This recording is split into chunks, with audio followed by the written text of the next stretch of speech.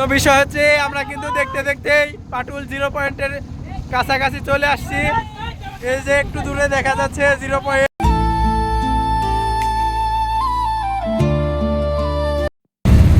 Hello guys, আসসালামু আলাইকুম। তো আমার একটা অ্যানাদার ব্লগে আপনাদের সবাইকে স্বাগতম। তো আমরা সবাই পাটুল মিনি কক্সবাজারের উদ্দেশ্যে রওনা হচ্ছি। এই মুহূর্তে আমরা আমাদের বানেশ্বর বাজার থেকে গাড়ি ছেড়ে দিয়েছে। তো আমরা এখন পাটুল মিনি কক্সবাজার যাচ্ছি। এই যে দেখুন, আমরা এখন গাড়ির মধ্যে আছি। তো আমাদের সাথে ভিডিওর সাথে থাকুন এবং ভিডিওটি উপভোগ করুন। তো চলো যাওয়া যাক। জনপ্রতি মাত্র 300 টাকা খরচ করে আমরা ঘুরে আসলাম পাটুল মিনি কক্সবাজার। তো আজকে সেই বিষয়টাই আপনাদের মাঝে তুলে ধরবো। ওই গ্রামের মাঝের সুন্দর রাস্তা দিয়ে আমরা কিন্তু পাটুলের উদ্দেশ্যে রওনা হই এবং সুন্দর পরিবেশ দেখতে দেখতে কিন্তু আমরা পাটুল চলে আসি। আমরা এখন পাটুল মিনি কক্সবাজার চলে এসেছি। তো আমাদের গাড়ি এখন পার্কিং করা হবে। গাড়ি পার্কিং করছে। তো এখন আমরা দুপুরে খাবার খাবো, তারপরে নৌকা করে ঘুরতে বেরোবো। তো আমরা কিন্তু নৌকা ছেড়ে চলে আসছি এখন অনেকটাই দূরে। তো এখানে বেশ কয়েকটা গ্রাম আছে, যে গ্রামগুলো আসলে পানির তলে তলিয়ে যায় আর কি। মানে তলিয়ে যায় বলতে তাদের এই বর্ষাকালে যাতায়াতের একমাত্র মাধ্যম হয় তাদের হচ্ছে যে আপনার নৌকা ছাড়া তাদের যাতায়াত মাধ্যম থাকে না।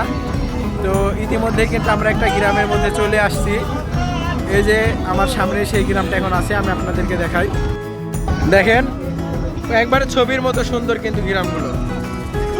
একবারে ছবিতে যেরকম দেখা যায় ঠিক সেই রকমই লাগছে গ্রামগুলো, দেখুন।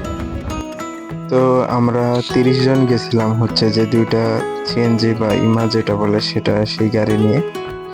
তো জনপ্রতি আমাদের 300 টাকা খরচ পড়ছে। তার মধ্যে ছিল দুপুরে খাবার, নৌকা ভাড়া এবং আমাদের যাতায়াত খরচ।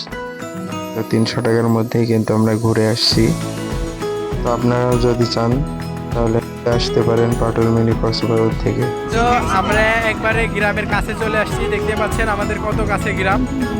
এই যে একবারে কাছে চলে আসছি গ্রামের আমরা। তো দেখুন তাদের বাড়ি ঘরগুলো, তারা ঠিক কি অবস্থায় থাকে এখন। তারপরে আমরা গ্রামের পাশ দিয়ে ঘোরাঘুরি করি এবং গ্রামগুলো কেমন লাগে ঠিক সেটাই দেখি। এবং আসলে এই পানির উপর থেকে যদি আমাদের ভালো লাগছে, কিন্তু তাদের একমাত্র চলাফেরার মাধ্যম হয় শুধু নৌকা। এই সময় তাদের স্কুল কলেজ টোটালি অফ থাকে, তারা পড়াশোনা করতে পারে না। তার পাশাপাশি তারা অন্য কোনো কাজও করতে পারে না, শুধুমাত্র মাছ মারতে পারে এবং সেটাই বিক্রি করে তারা কিন্তু তাদের জীবিকা চালায়। গ্রামগুলো ঘোরা শেষ করে কিন্তু আমরা পাটুল 0 পয়েন্টের উদ্দেশ্যে রওনা হই। তো বিষয় হচ্ছে আমরা কিন্তু দেখতে দেখতে পাটুল 0 পয়েন্টের কাছাকাছি চলে আসছি। এই যে একটু দূরে দেখা যাচ্ছে 0 পয়েন্ট। তো আমরা একটু পরে 0 পয়েন্ট ইনশাআল্লাহ আমরা ভালোভাবে পৌঁছাতে পারছি।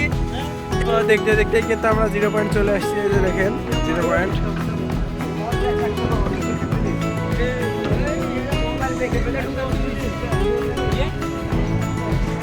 এই যে দেখুন আমরা কিন্তু এখন 0 পয়েন্ট চলে এসেছি। হ্যাঁ, এই যে 0 পয়েন্ট। তো আমরা পাটুল মিনি কক্সবাজার 0 পয়েন্টে এসে এখন একটা দোকানে যাচ্ছি, যেটা নিরিবিলি পরিবেশ খুবই। তো আমরা সেখানে গিয়ে এখন চা খাবো।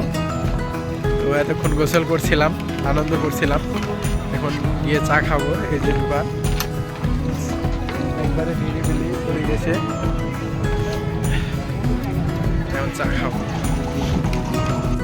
যদিও সে দোকানে গিয়ে আমরা চা পাই নাই, সেজন্য আমরা 3টা কফি নিই এবং আমরা 3 বন্ধু মিলে কফি খাই এবং সুন্দর আবহাওয়া উপভোগ করি। তারপরে আমরা সেখান থেকে চলে আসি। আস্তে আস্তে আমাদের প্রায় সন্ধ্যা হয়ে যায় এবং আমি সেই দৃশ্যটি ক্যামেরায় ধারণ করি। তো দেখুন কত সুন্দর লাগছে। সন্ধ্যার আগ মুহূর্তে গ্রাম, পানি এবং বিলের মাঝখানে এক অসাধারণ লাগছিল তখন। আসার পথে যে রেস্টুরেন্ট আছে, তো আমরা আসার পথে সেই রেস্টুরেন্টের ভিতরে প্রবেশ করি। তো চলুন রেস্টুরেন্টের ভিতরে দৃশ্যগুলো আপনাদেরকে দেখাই। রেস্টুরেন্টের ডেকোরেশন ছিল অসাধারণ এবং পাটুলের মধ্যে এটাই হচ্ছে সব থেকে ভিআইপি রেস্টুরেন্ট। তো যাই হোক, রেস্টুরেন্টের খাবারের বিষয়ে না বলি, আপনারা কেউ যদি এখানকার রেস্টুরেন্টের খাবার খেয়ে থাকেন তাহলে অবশ্যই কমেন্ট করে জানাবেন আপনাদের কেমন লেগেছে। তো আজকের এই ভিডিওটি এই পর্যন্তই। সবাই ভালো থাকবেন, আর অবশ্যই ভিডিওতে লাইক, কমেন্ট এবং শেয়ার করে দিবেন।